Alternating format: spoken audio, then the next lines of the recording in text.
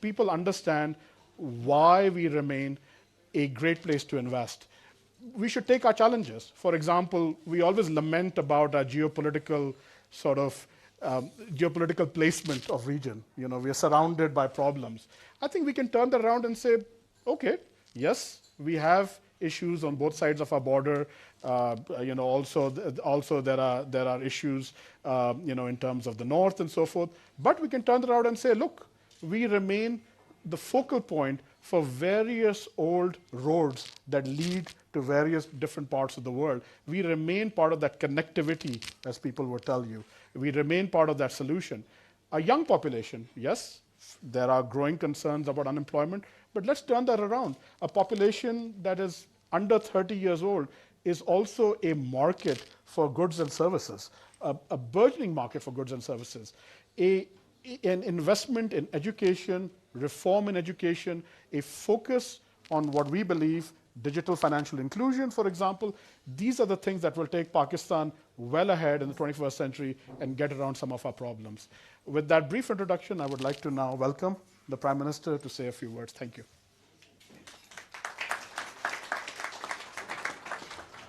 Thank you so much. I'm humbled and I'm so grateful to Ikram Saab for his personal involvement and giving me initial introduction to World Economic Forum a few years back when I was relatively less known.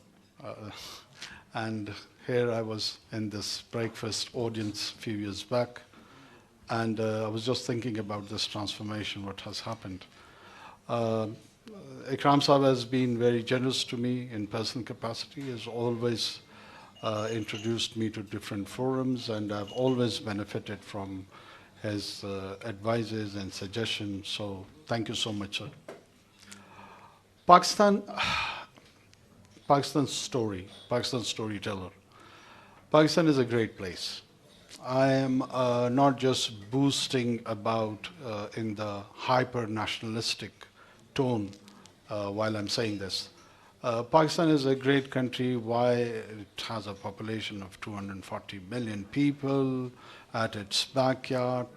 The whole of Central Asia lies there, which is landlocked. And of course, it is looking to have connectivity through Pakistan. Midway, yes, Afghanistan is there. And as Iqbal has said, that it is the heart of Asia. So the stability over there does have a spillover effect in the rest of the Asia. Along with the North Caucasus and Iran on one side, and then there is a Confucius civilization of 1.5 billion people.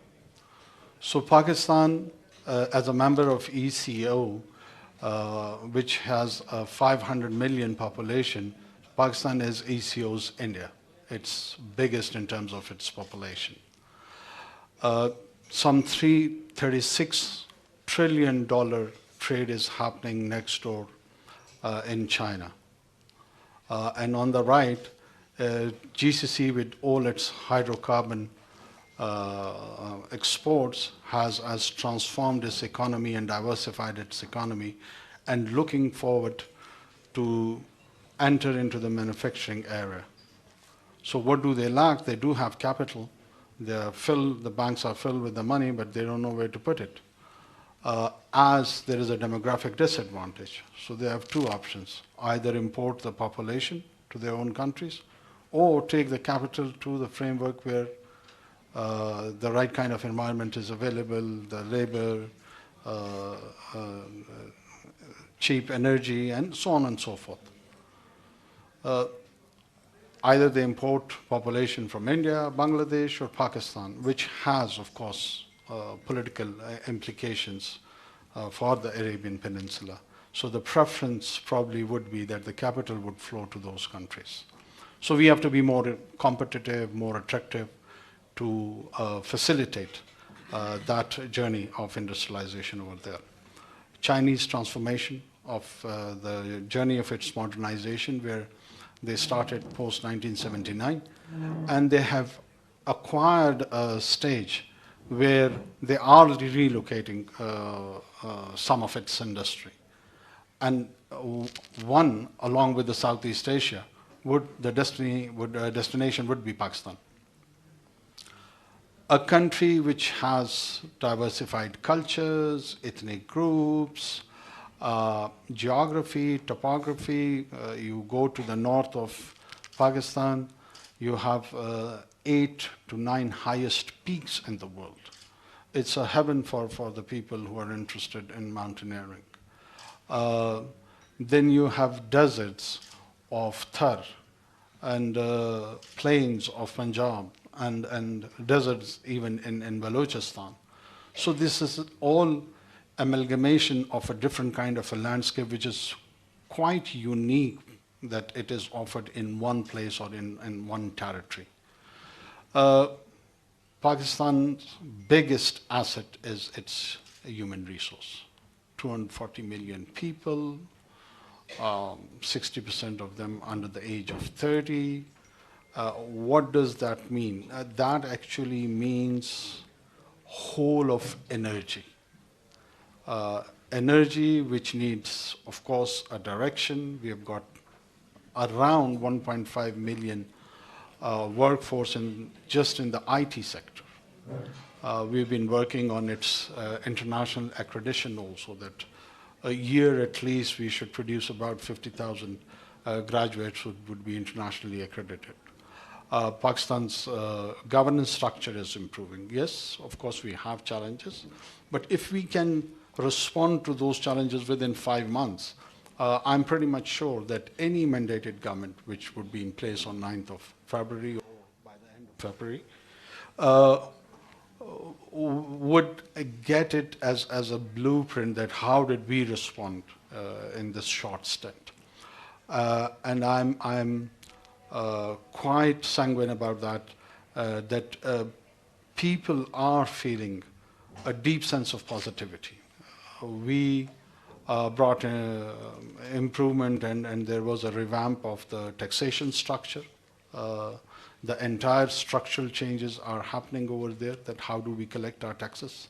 So there are 2 lessons which is take home, and that is spend less on the government and earn more.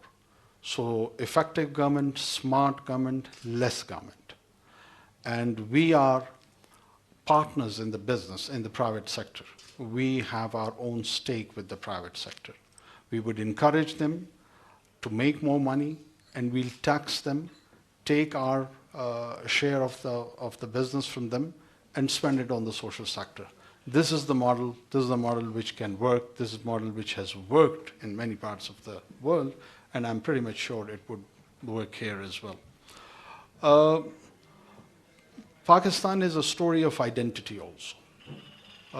We've been viewed as our journey started probably in 14th August 1947, or to some who have studied Pakistan studies at school, the entry of Muhammad bin Qasim from the Arabian Peninsula is at times referred as a starting point of that identity. I would take it a bit further. I come from Balochistan, where the Mehergarh civilization initiated, and they were the one who provided the early inhabitant to Indus civilization. So Pakistan's identity and its story starts more or less about 9 to 10,000 years ago. And that was the area where the inhabitation started.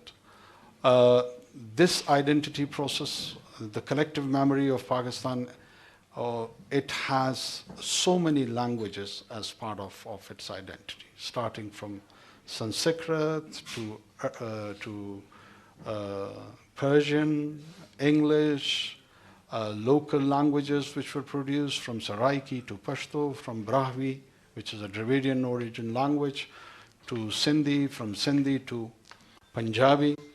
And they all contributed along with the inspiration from the Central Asian languages, the Turkic Mongol origin languages. And it crafted a new lingua franca of Urdu. It expressed itself in poetic terms, it produced drama, art, So Pakistan is not just a story of a specific religion. It's way broader than that.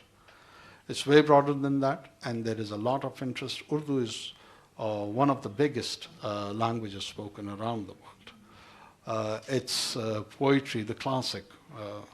We do not have people of less stature than what Goethe is to the Germans, or Shakespeare to the Englishmen.